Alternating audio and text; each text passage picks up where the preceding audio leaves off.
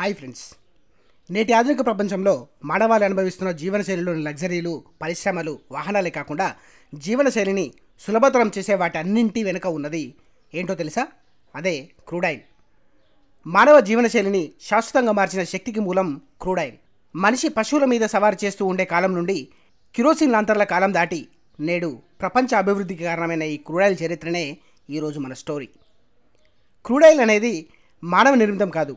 మిలియన్ల సంవత్సరాల క్రితం సముద్రాలలో జీవించి ఉన్న సూక్ష్మజీవులు, ఫ్రాంక్టన్ లాంటి అనేక జీవులు మరణించి బురదలో సమాధి అయి భూమి లోపల ఉన్న ఒత్తిడి, ఉష్ణోగ్రతల వల్ల వాటి శరీరాలు వాతావరణ రసాయనిక చర్యల వల్ల హైడ్రోకార్బన్ మిశ్రమంగా మారాయి. ఈ మిశ్రమాన్నే మనం క్రూడ్ ఆయిల్ అని పిలుస్తున్నాం. ప్రాచీన కాలంలో మెసొపటోమియా ప్రజలు సుమారుగా 4000 సంవత్సరాల క్రితం బిటుమిన్ని నిర్మాణ రంగంలో మరియు ఓడలు తడిచిపోకుండా ఉండటానికి వాడేవారు.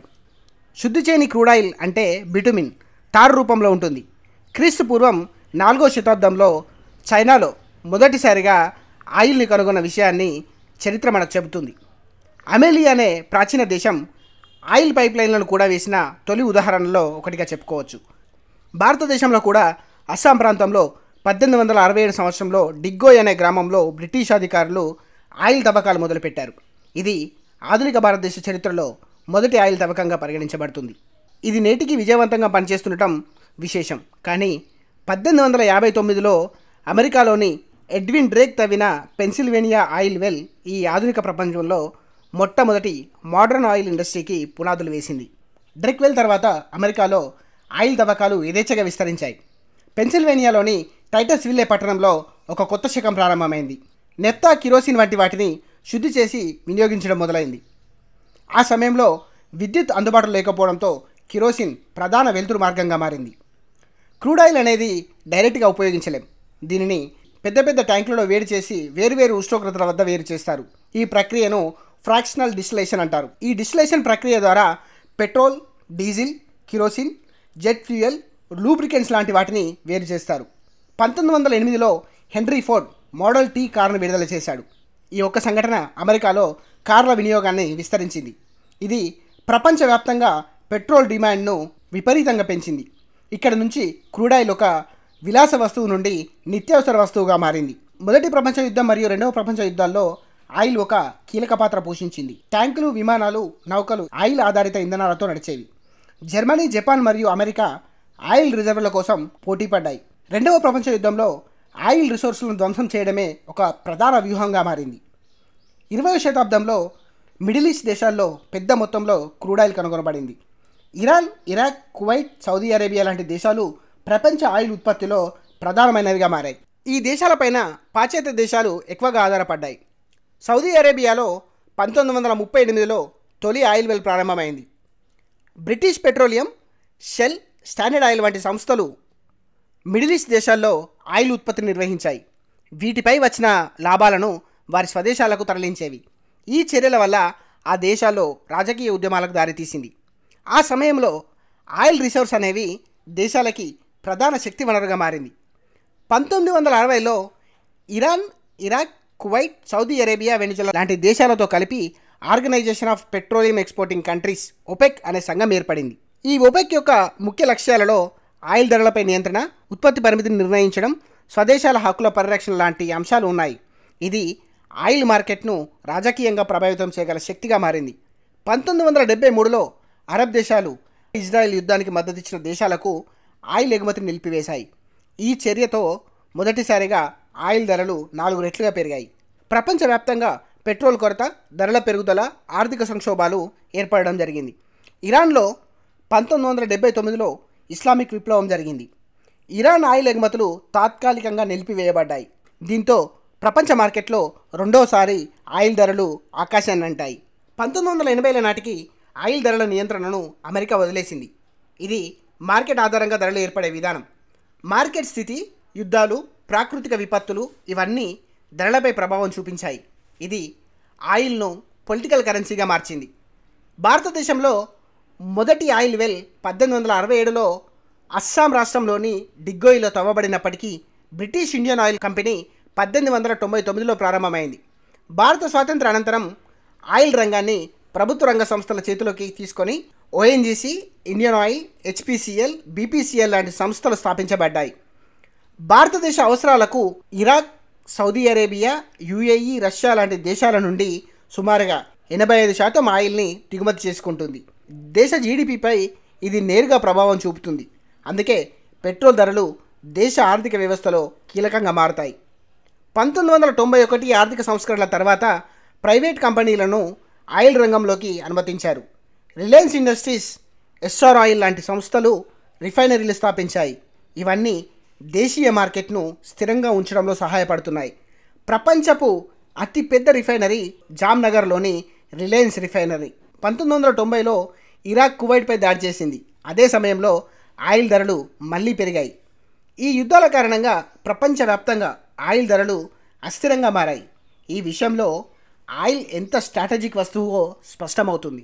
2000 సంవత్సరం తర్వాత చైనా, భారత్ వంటి దేశాల్లో భారీగా పారిశ్రామికీకరణ జరిగింది. కార్ల వినియోగం పెరగడం, విమానయాన విస్తరణ వంటివి ఆయిల్ డిమాండ్ను పెంచాయి. ఒపెక్ దేశాలు వీటిని ప్రధాన మార్కెట్లుగా పరిగణించాయి. భారతదేశంలో ఇప్పుడు క్రూడ్ ఆయిల్కి అధిక డిమాండ్ ఉంది, కానీ ఉత్పత్తి తక్కువగా ఉండడంతో ఆల్టర్నేటివ్ ఇంధనాల వైపు అడుగులు వేస్తుంది. Ethanol blending, biodiesel, hydrogen cells, electrical vehicles లాంటి ప్రత్యామ్నాయాలతో దేశాన్ని ఆయిల్ దిగుమతులపై ఆధారపడకుండా చేయాలన్నదే లక్ష్యంగా సాగుతుంది. క్రూడ్ ఆయిల్ని శుద్ధి చేసే ప్రక్రియ ద్వారా లభించే ముఖ్యమైన పదార్థాలు ప్లాస్టిక్, పెట్రోకెమికల్స్. వీటిని ఉపయోగించి plastic bottles, packaging covers, electronic గ్యాడ్జెట్లు, ఆటోమొబైల్ భాగాలు లాంటివి తయారవుతున్నాయి. ఈ కారణంగా క్రూడ్ ఆయిల్తో ప్రపంచ ప్లాస్టిక్ పరిశ్రమ నడుస్తుంది. ప్రపంచ దేశాలలోని అమెరికా, రష్యా, చైనా మరియు మిడిల్ ఈస్ట్ దేశాల మధ్య సంబంధాలలో ఆయిల్ ఒక ప్రధాన అంశంగా ఉంటుంది. ఏ దేశం ఎక్కువ ఆయిల్ ఉత్పత్తి చేస్తుందో దానికి అంతర్జాతీయంగా ప్రాధాన్యత ఉంటుంది. ఒపెక్ దేశాలు ధరలు నియంత్రించగల శక్తి కలిగి ఉండగా, అమెరికా వంటి దేశాలు ఆయిల్ నిల్వల ద్వారా కౌంటర్ చేస్తూ ఉంటుంది. ఫ్రాకింగ్ టెక్నాలజీతో లోతైన రాళ్లలో ఉండే ఆయిల్ని వెలికితీస్తున్నారు. దీంతో అమెరికా ప్రపంచంలోనే అతిపెద్ద ఆయిల్ ఉత్పత్తిదారుగా మారింది. ఇది ఒపెక్ ప్రభావాన్ని తగ్గించింది. రష్యా ముఖ్యంగా యూరప్కి గ్యాస్ ఆయిల్ని అందించే ప్రధాన దేశం. 2022లో ఉక్రెయిన్ యుద్ధ సమయంలో యూరోపియన్ దేశాలు రష్యా మీద ఉన్న ఆధారాన్ని తగ్గించేందుకు గ్యాస్ కొనుగోళ్లను ఆపివేయడం మొదలుపెట్టారు. క్లైమేట్ చేంజ్ కారణంగా ఆయిల్ మీద ఆధారపడే జీవనశైలి ప్రశ్నార్థకంగా మారింది. దీంతో green energy, solar energy, wind, hydro ఎనర్జీలపై ప్రపంచం దృష్టి పెట్టింది. 2030 నాటికి చాలాసార్లు ఆయిల్ డిమాండ్ పీక్స్కి చేరుతుందని భావిస్తున్నారు. టెస్లా, BYD, టాటా వంటి కంపెనీలు ఎలక్ట్రిక్ కార్లను తయారు చేస్తున్నాయి. ఇవి డీజిల్, పెట్రోల్ ఆధారాన్ని తగ్గించడంలో కీలక పాత్ర పోషిస్తున్నాయి. భవిష్యత్తులో ఆయిల్ అవసరం తగ్గించే అవకాశాలు ఉన్నప్పటికీ పూర్తి స్థాయిలో ఆయిల్ ఉపయోగాన్ని నియంత్రించగలవా?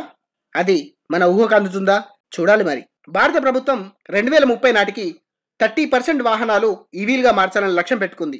ఫేమ్ స్కీమ్, ఛార్జింగ్ స్టేషన్ల విస్తరణ, టాక్సీ కంపెనీలో మార్పుల దిశగా ముందుకెళ్తున్నాయి. ఇవి ఆయిల్ దిగుమతుల భారాన్ని కొంతమేర తగ్గించగలవు. ధరలు పెరిగిన సమయాల్లో ఆయిల్ దిగుమతి చేసుకునే దేశాలు ఒపెక్ దేశాలతో ఒప్పందాలు కుదుర్చుకుంటాయి. ప్రపంచవ్యాప్తంగా స్ట్రాటజిక్ పెట్రోలియం రిజర్వ్స్ ఏర్పడుతున్నాయి. భారతదేశం విశాఖ, మంగళూరు, పాడూరు వంటి ప్రాంతాల్లో ఆయిల్ నిల్వలు ఉంచుతుంది. అమెరికాలో ఆయిల్ కంపెనీలు ప్రభుత్వ విధానాలపై లాబింగ్ చేస్తుంటాయి. పరిశ్రమను పరిరక్షించేందుకు రాజకీయంగా ఫండింగ్, ప్రచారం చేస్తారు. ఇవి పర్యావరణ చట్టాలను బలహీనం చేసే అవకాశాలు కూడా ఉంటాయి. వీటి టర్నోవర్ కొన్ని దేశాల జీడిపి కంటే ఎక్కువ. ఇవి ఆయిల్ ట్యాంకర్లు, సముద్ర తవ్వక కేంద్రాలు, రిఫైనరీల నెట్వర్క్ను నిర్వహిస్తాయి. కార్పొరేట్ శక్తి పెరిగిన నేపథ్యంలో పర్యావరణ బాధ్యతలపై ప్రశ్నలు కూడా రావడం సహజం. భారతదేశం అధిక ఇంధన వినియోగం కలిగి ఉన్న ఆర్థిక వ్యవస్థ. ఇంధన భద్రత లేకుండా ఆర్థిక ప్రగతి సాధ్యపడదు. అందుకే బయో ఇంధనాలు, ఎలక్ట్రిక్ వాహనాలు, నూతన ముడి ఆయిల్ సౌకర్యాలపై పెట్టుబడులు పెరుగుతున్నాయి. భారత్ ప్రస్తుతం పెట్రోల్లో 10% వరకు ఇథనాల్ కలుపుతుంది. 2025 నాటికి దీనిని 20% పెంచాలనేదే ప్రధాన లక్ష్యం. ఇది రైతులకు ఆదాయం, దేశానికి ఆదా అనే ద్వంద్వ ప్రయోజనాన్ని ఇస్తుంది. పెట్రోల్ ధరల పెరుగుదల నేరుగా సామాన్యుడి జీవన ఖర్చులపై ప్రభావం చూపుతుంది. ప్రతి వస్తువు ధరకు ఇది కారణమవుతుంది. అదేలాగానే ఆలోచిస్తున్నారా? చాలా సింపుల్. రవాణా ఖర్చులు ఆయిల్ ధరలపై ఆధారపడి ఉంటుంది. కాబట్టి రవాణా ఖర్చులు పెరిగినప్పుడు ఆటోమేటిక్గా రవాణా చేయబడిన వస్తువుల ధరలు కూడా పెరుగుతాయి కదా. తక్కువ ఖర్చుతో అధిక శక్తిని పొందాలనే తపన ప్రపంచాన్ని ఎలక్ట్రిక్, సస్టైనబుల్ ఎనర్జీ వైపు నడిపిస్తుంది. దీంతో ఆయిల్ డిమాండ్ నెమ్మదించవచ్చు. కానీ పెట్రోకెమికల్స్, విమానయాన, భారీ రవాణా రంగాల్లో ఆయిల్ అవసరం ఇంకా కొనసాగుతుంది. ఇంధనం లేనిదే దేశం నడవదు. అందుకే ఆయిల్ నిల్వలు, ఉత్పత్తి కేంద్రాలు, రవాణా మార్గాలు జాతీయ భద్రతగా పరిగణించబడతాయి. ఇవి ఏ దేశానికైనా కీలకం. పారిశ్రామిక రంగం, policy making, energy engineering, biofuels రంగాల్లో పరిశోధన అవసరం. భవిష్యత్తులో పర్యావరణానికి మేలు చేసే శక్తి మూలాలు అభివృద్ధి చేయాల్సిన బాధ్యత యువతపై ఉంది. క్రమంగా పెట్రో ఉత్పత్తులను తగ్గిస్తూ పునరుత్పాదక శక్తి వాడే అలవాటు చేయాలి. Public transport, car pulling, energy efficient ఉత్పత్తుల వినియోగం ప్రోత్సహించాలి. నల్ల బంగారం మన భవిష్యత్తులో ఎప్పటికీ ఉండబోదు. ఇది ఒక స్థాయి వరకు మాత్రమే మన అవసరాలను తీరుస్తుంది.